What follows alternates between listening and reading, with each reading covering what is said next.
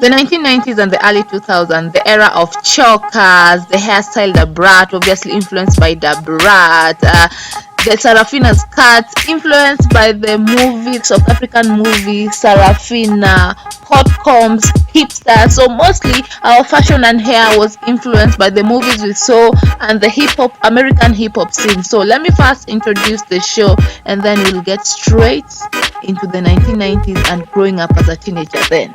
Hello guys, welcome back to my channel. If you're new here, karibu sana. I go by the name Vivian Odhiambo, aka Fashion Guru Kenya, aka mtoto wa Homa Bay County. Whew.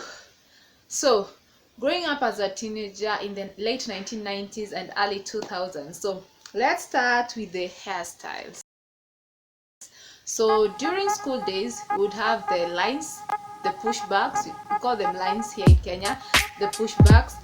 Those were the standard to go to school with. Sometimes you'd have pushbacks, sometimes you'll have mosodo, and then all the hairstyles, all the cool hairstyles used to come out after we had closed school. So there was this year where the brat was the only hairstyle kids were doing in their hair after school. So most of the time, most of our hairstyles during those days were influenced by American hip hop artists. I don't know how that happened, but somehow the hairstyle the brat came because of the brat. The brat had that hairstyle, so we had that hairstyle and it was so cool. I remember every kid had the red, the yellow, the blue, the black, the white rubber bands on their head during Christmas holidays or during all those short holidays. We used to flex for each other, like whose hair looks better, blah blah blah, with that the brat style. If you didn't have that the brat style during Christmas holidays, you were missing out a big one. Then came the Lil Bow Wow hairstyle. I remember My sister-in-law hooked me up with this Lil Bow Wow hairstyle. That is what I used to call it. I was the first one in my school to have it, by the way. And for the next 3 weeks, I was the queen bee of that school. I was flexing all the way because no one had that hairstyle, right? I was the trendy one, you know what I'm saying?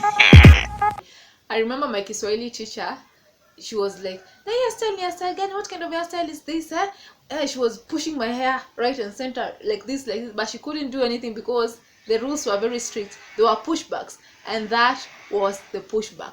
If you're wondering what I'm talking about, the story is this.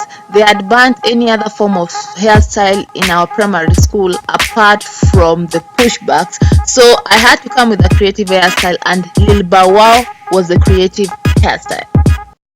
Then it came again the era of calcits.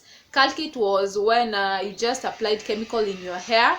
Please ignore that noise. Calcit was when you just applied the chemical in your hair and you didn't go to the dryer or blow dry it. You just left it like that wet look, and then hair glow was in business that time. And then you apply hair glow in your hair and you used to look so good. That was for the grown-ups. The poor in secondary school at that time, during school holidays, they'll do that with their hair and it would look so nice. My cousin used to like that hairstyle kabisa, that calcit hair. Another hairstyle that came after that, there was the bob cut. Now the bob cut was you chemical your hair and then you palm it and then you put some rollers and then you shave back here. Okay, enough about the bob cuts. You cannot talk about hair in the 90s without mentioning the hot combs. So let's talk about them. Hot comb was the thing. If there was no hot comb, because our parents never used to like stretching our hair so much, this was the stressful part. You'd sit down, you bomoa your nywele, you undo your hair, and then your mom would take a brush and a comb and now brush out every dandruff that was in your hair until your hair was clean.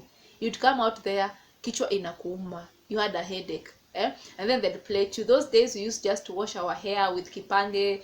We didn't know about shampoos and everything. I don't know whether shampoos were there, but we used to just wash our hair with kipande and then wait for it to dry, apply Vaseline, and then just shuka matuta on that hair.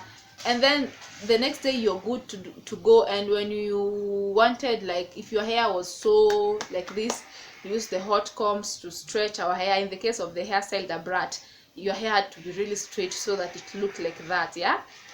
Yeah, let's go to fashion. This is the part I love. All this fashion came when I was all grown up and I was able to wear all these things. So let's start with sweeping the road.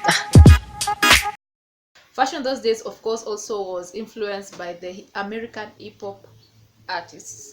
Yeah, there were days that we had this sweeping the road. Sweeping the road was a skirt that was long bakachini. In our area, we used to call it sweeping the road, and we'd wear them with a male t-shirt like this, a blue t-shirt, very full like this, and that was fashionable. That was stylish. And then there was a kofia. It was called cat angle, kangle. We used to call it kangle. I don't know the real name, but we used to call it kangle, and I'm sure we got it wrong. We used to call it kangle, which you'd wear that on the side like this. We had bandanas. We had, you see these biker shorts that people wear nowadays. There was a time back in the day when biker shorts were in fashion, and we'd wear them with long t-shirts just like the way people are wearing here. And my mom wasn't in support of that, so she preferred me wearing a biker inside an outfit. Yeah, so yeah, we went back to wearing biker inside an outfit, but that was a style. And then they came hipsters. Yeah, hipsters, the ones that you're seeing right now, they're called flared pants. Yeah, we used to have hipsters, and those days, if you didn't have hipster, if you had the straight trouser, you were shamba, you were primitive at that time. And then they came days for when you wore hipsters and not straight jeans, you were shamba. And then you had days for corduroy. Oh my, corduroy were the thing. Whew, I had a brown one, it looked so good. And then came These skirts that were inspired by the movie Sarafina. So we used to call them Sarafina skirts. And then let's go to relationship.